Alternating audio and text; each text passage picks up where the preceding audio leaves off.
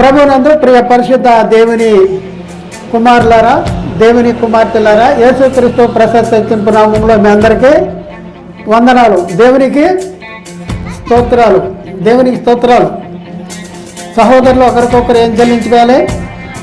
వందనాలు చెల్లించుకోవాలి. సహోదరులు ఒకరికొకరు వందనాలు చెల్లించుకోవాలి. చాలా సంతోషం ప్రియులారా. ఇంతవరకు దైవదాసుల ద్వారా చక్కని వర్తమానం, రక్షణ అనే విషయంలో చక్కని వర్తమానాన్ని మనం నేర్చుకున్నాం. మరొకసారి ఒక ప్రత్యేకమైన అంశం, మనకి చాలా ప్రాముఖ్యమైన అంశము, ప్రత్యేకమైన అంశం అన్నమాట. ఈరోజు మనం నేర్చుకునే అంశం ఏంటంటే దేవుని ప్రేమ, క్రీస్తు త్యాగము. దేవుని ప్రేమ, క్రీస్తు త్యాగము, ఈ అంశాన్ని గురించి మనం నేర్చుకున్నాం. ప్రియులారా, దేవుడు ఎంత ప్రేమ కలిగిన వాడు మన విషయంలో ఒకసారి మనం పరిశీలన చేస్తే మనం ఎప్పుడైనా గమనించామా? దేవుడు మనల్ని ప్రేమించాడు అంటే ఎంతగా ప్రేమించాడో మనం ఎప్పుడైనా ఆలోచించామా? మన దగ్గర బైబిల్ ఉంది కదా, బైబిల్లో ఉన్న సంగతులు మనం రోజు చదువుతూ ఉన్న మనము దేవుడు మనల్ని ఎంతగా ప్రేమించాడు, ఎప్పటి నుండి ప్రేమించాడు, ఇవన్నీ మనం చదువుతున్నాం కానీ మనం గ్రహించగలుగుతున్నామా? ఇది మనం ఒకసారి ఆలోచించుకోవాల్సింది.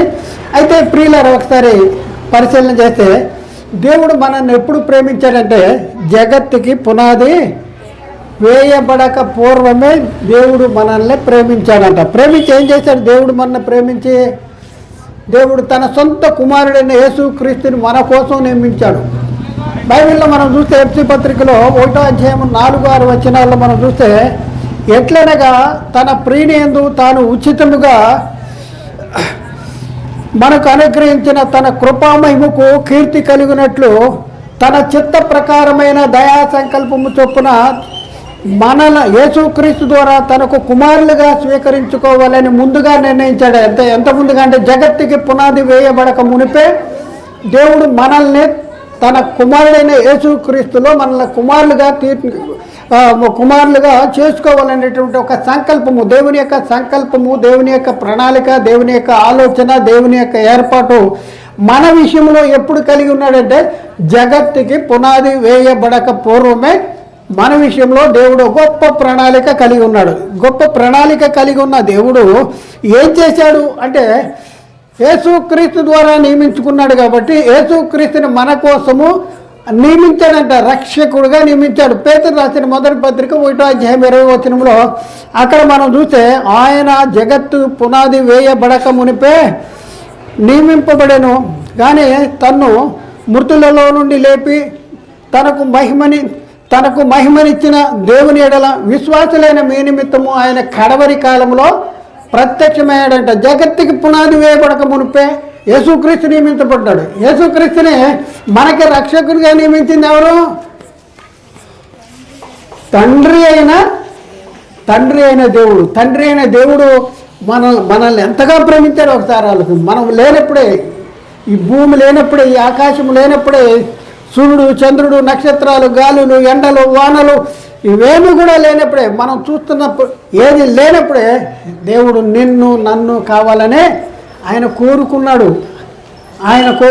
కోరుకుని తన సొంత కుమారుడైన యేసుక్రీస్తుని మన కోసం నియమించాడంట. చూడండి, దేవుడు ఎందుకు నియమించాడు యేసుక్రీస్తుని?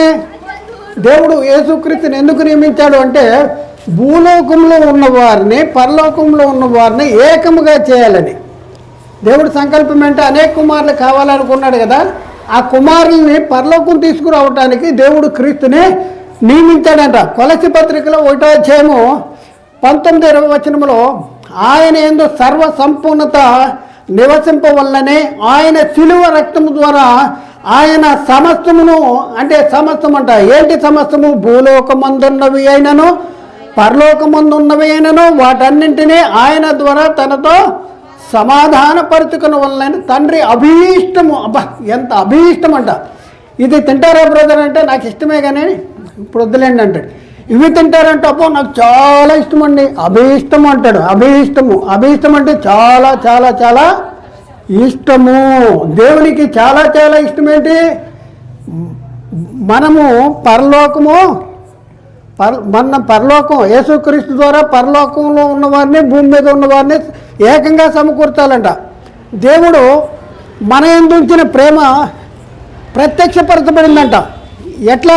యోహాను రాసిన మొదటి పత్రిక 4వ అధ్యాయము 9వ వచనములో, యోహాను రాసిన మొదటి పత్రిక 4వ అధ్యాయం 9వ వచనములో అక్కడ ఏమనుందంటే, మనము ఆయన ద్వారా జీవించినట్లు దేవుడు తన అద్వితీయ కుమారుని లోకంలోనికి పంపెను.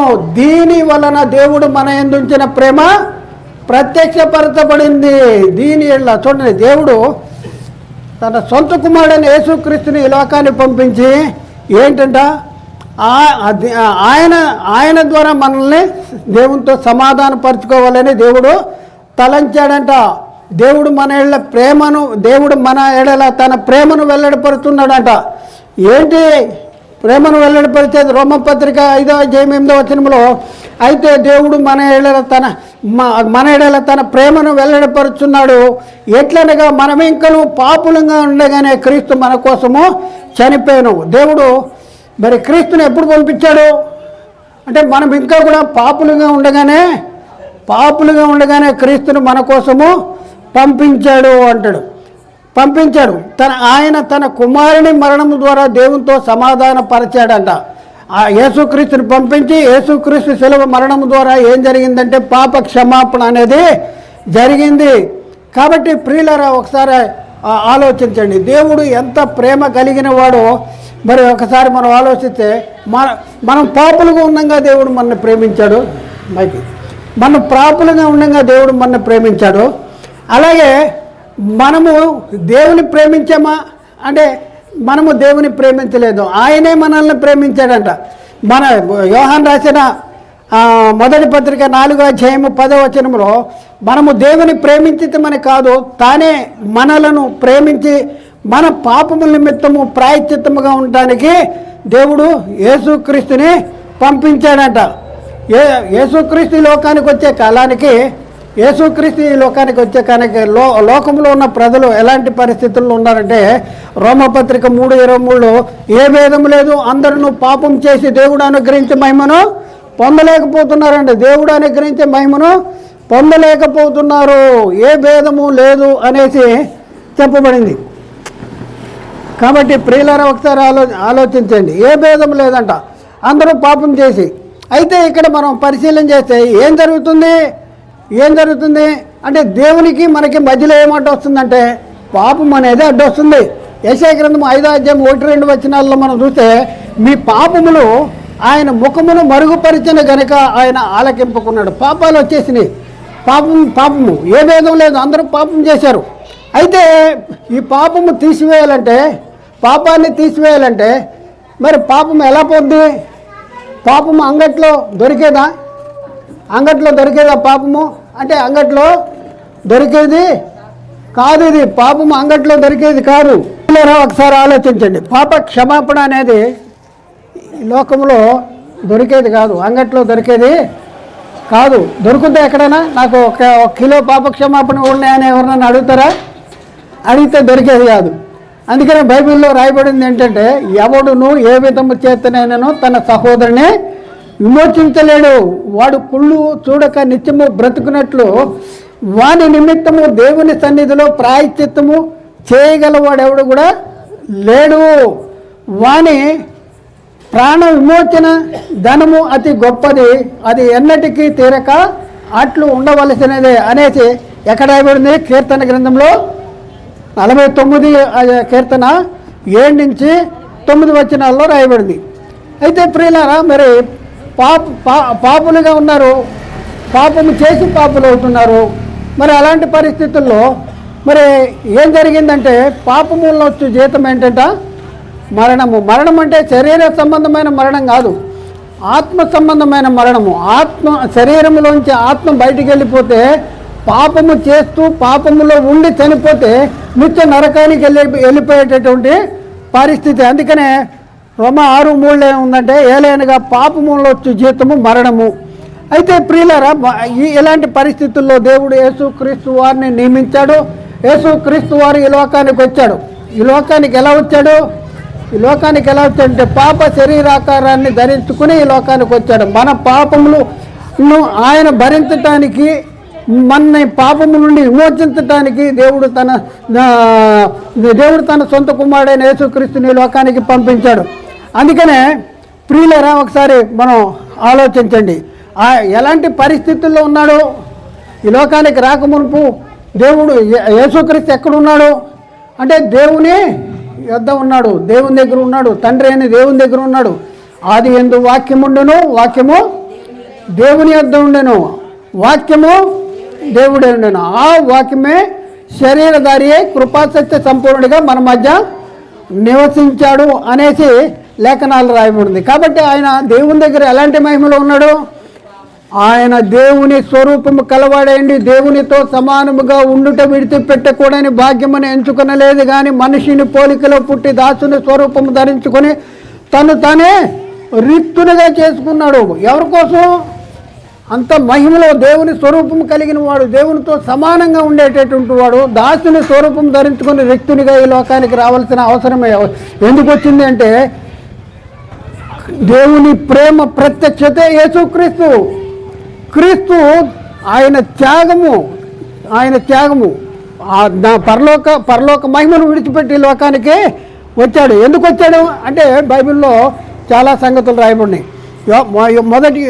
యోహాను రాసిన మొదటి పత్రిక 3:5 పాపము తీసివేయటికే ఆయన ప్రత్యక్షమాయననుంది. లూకాసు వార్త 19:10 అక్కడ ఏమని రాయబడింది?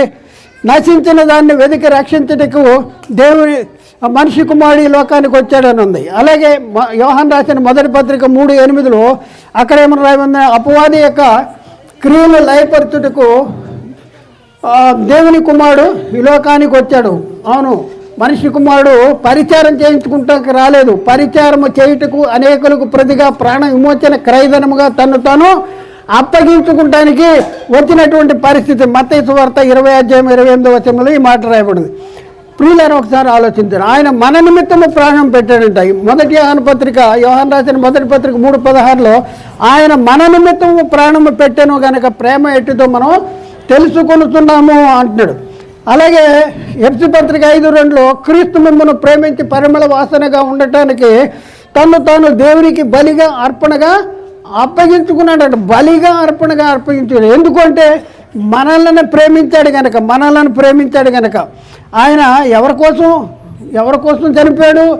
అందరి కోసం విమోచన క్రయధనముగా తానే సమర్పించుకున్నాడు. అందరి కోసము, మన అందరి కోసము విమోచన క్రయధనంగా. విమోచన ఎవరు విమోచించలేరు. ఎలా ఆ పాప క్షమాపణ ఎలా జరుగుతుందంటే క్రీస్తు రక్తమునందలి విశ్వాసం ద్వారా మన అపరాధాలకు క్షమాపణ అనగా పాప క్షమాపణ జరుగుతుందంట. ఎందుకు చేశాడంటే దేవుని యొద్దకు మనల్ని తీసుకురావడానికి మనమైన అనీతిమంతుల కోసము నీతిమంతుడైన యేసుక్రీస్తు శరీర విషయంలో చంపబడినాడు అనేసి అక్కడ రాయబడింది. ఇంకా మనం చూస్తే గలతీ పత్రిక 1:4 క్రీస్తు మన తండ్రి అయిన దేవుని చిత్త ప్రకారము క్రీస్తు మనలను ప్రస్తుత దుష్టకాలం నుండి విమోచించాలని మన పాపముల నిమిత్తము తాను అప్పగించుకున్నాడు. ఇవన్నీ మనం చూస్తుంటే ఇవన్నీ కూడా క్రీస్తు మన యందుంచిన ప్రేమ, ఆయన త్యాగము ఎంత గొప్పదో ఒకసారి ఆలోచన. మన పాపముల విషయం చనిపోయి, అలాగే రోమా 4:25 కూడా చూస్తుంది, మన అపరాధముల నిమిత్తమే అప్పగించుకున్నాడు, మనల్ని నీతిమంతులుగా తీర్చడానికి తిరిగి లేచాడు. కాబట్టి ఎఫ్సి 1 అక్కడ ఏమని రాయబడిందంటే ఆ ప్రియనేందు ఆయన రక్తం వలన మనకు విమోచన అంట. అనగా మన పాపములకు మన అపరాధాలకి క్షమాపణ కలిగి ఉన్నది అంటున్నాడు. రోమా 5:9 కూడా కాబట్టి ఆయన రక్తం వలన ఇప్పుడు నీతిమంతులుగా తీర్చబడి మరింత నిశ్చయముగా ఆయన ద్వారా ఉగ్రత నుండి తప్పించుకుని. ఉగ్రత అంటే ఏ ఉగ్రత?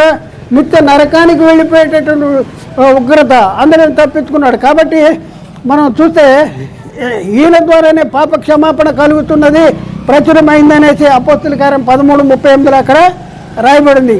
కాబట్టి ప్రియులారా కొలసి 1:14 కూడా ఆ కుమారుని యందు మనకు విమోచన అనగా పాప క్షమాపణ కలుగుతున్నది.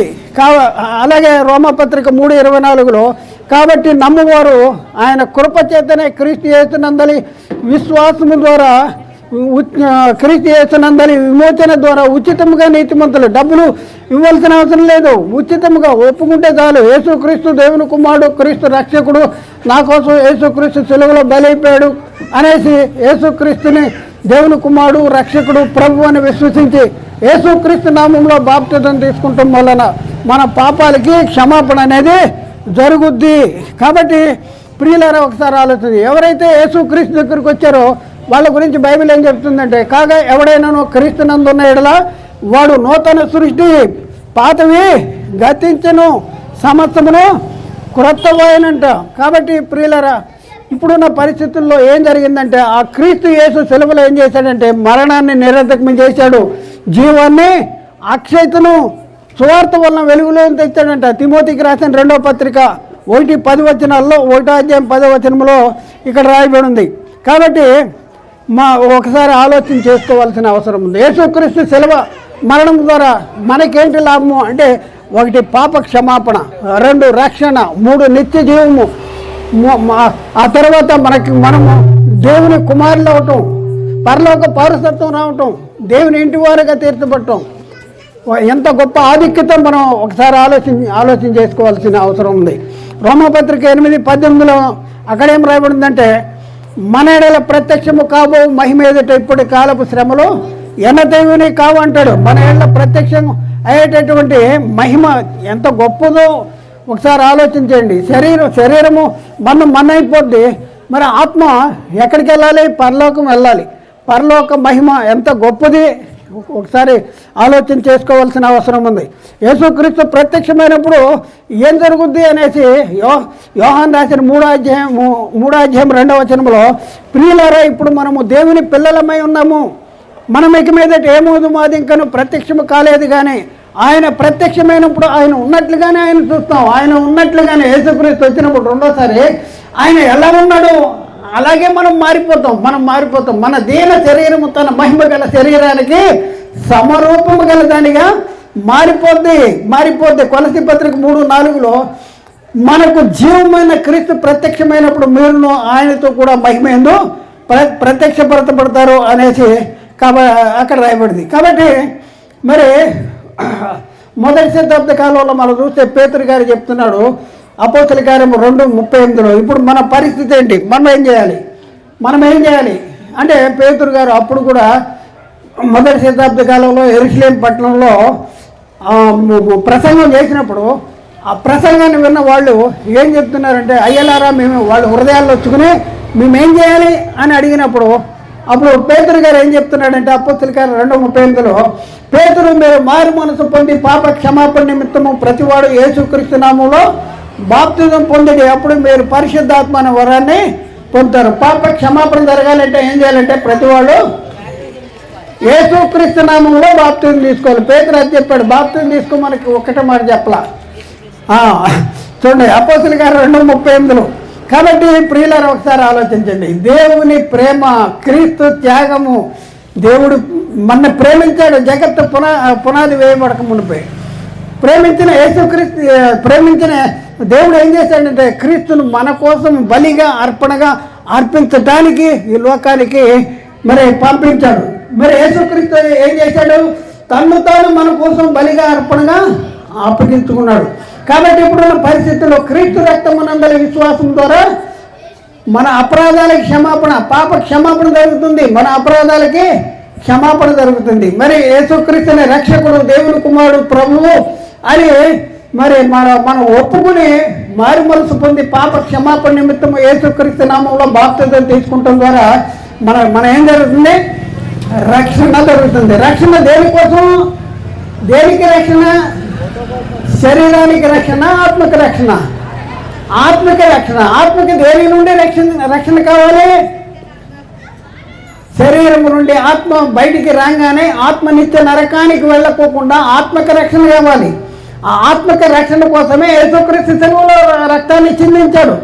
కాబట్టి ప్రియులారా ఒకసారి ఆలోచించండి, ఇప్పుడున్న పరిస్థితుల్లో యేసుక్రీస్తు రెండోసారి రాబోతున్నాడు. అందుకనే లేఖనాల్లో యాకోబు పత్రిక 5:9 అక్కడే ఉంది, సహోదరులారా మీరు తీర్పు పాలు పొందకుండా నిమిత్తము ఒకరినొకడు తనకుడి, ఎందుకంటే ఇనుకో న్యాయాధిపతి వాకిట నిలిచి ఉన్నాడంట, రాబోతున్నాడు. యేసుక్రీస్తు ఎప్పుడు వస్తాడో తెలియదు. మరి యేసుక్రీస్తు వచ్చే లోపలనే మనం రక్షణ పొందవలసినటువంటి అవసరం ఉంది.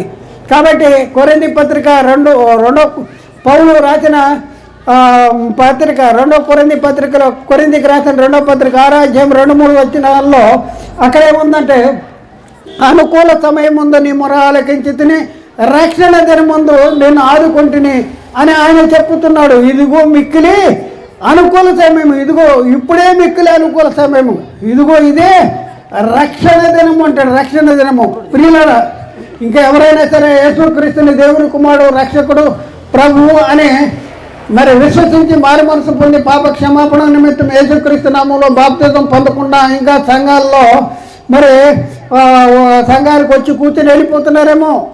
మరి వాళ్ళ విషయంలో దేవుడు మాట్లాడేది ఏంటంటే, ఇదిగో ఇప్పుడే అనుకూల సమయము, ఇదే రక్షణ దినము అంటారు. రక్షణ దినము కాబట్టి ఇంత గొప్ప రక్షణను నిర్లక్ష్యం చేసిన ఇలా మనం ఎలా తప్పించుకుంటాం?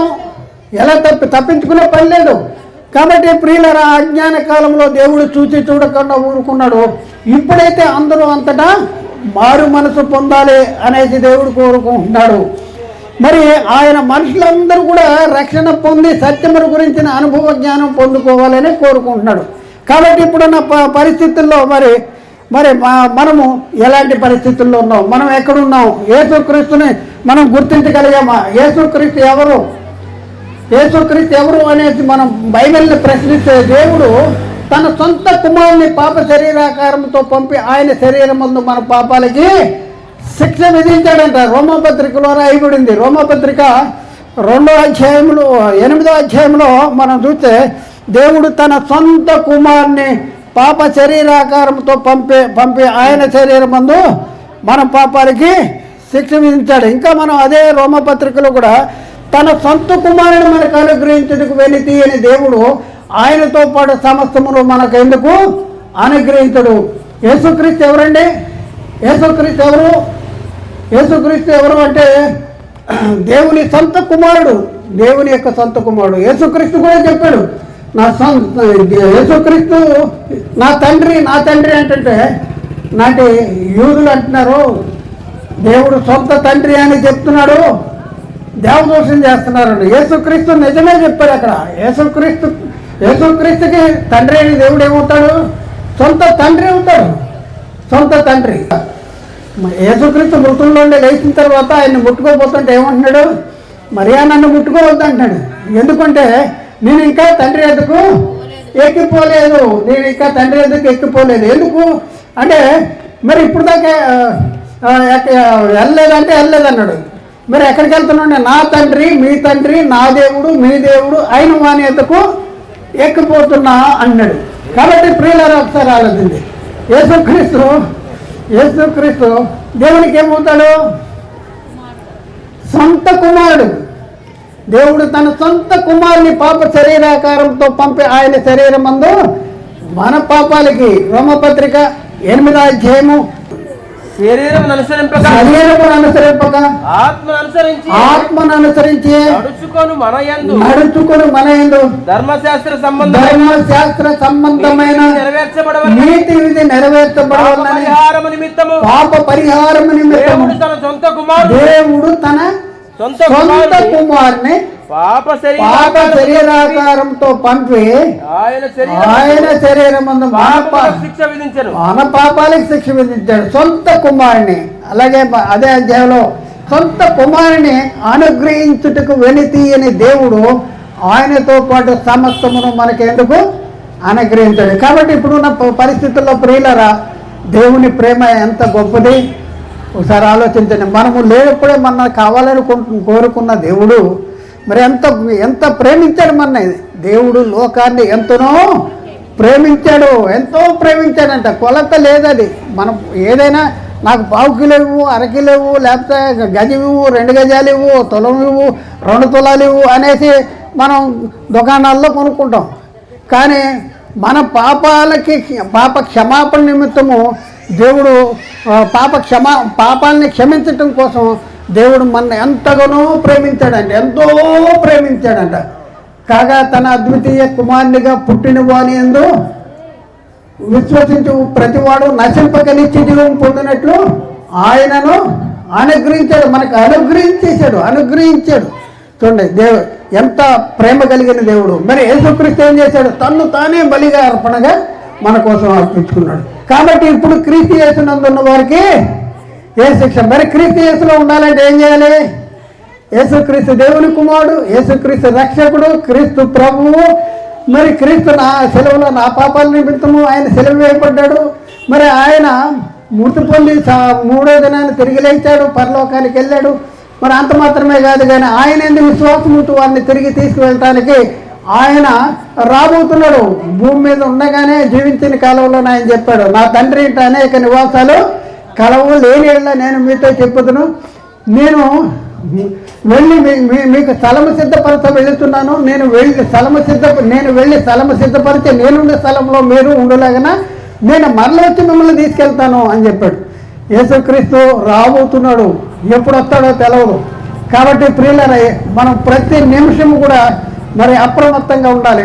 ఎవరైతే యేసుక్రీస్తు నామంలో బాప్తిజం తీసుకోకుండా సంఘంలోనే కొనసాగుతున్నారో, మరి రక్షణ లేనటువంటి పరిస్థితుల్లో ఉన్నారో, మరి అలాంటి వారి విషయంలో దేవుడు చెప్తున్నాడు, ఇదే అనుకూల సమయము, ఇదే రక్షణ దినము అంటాడు.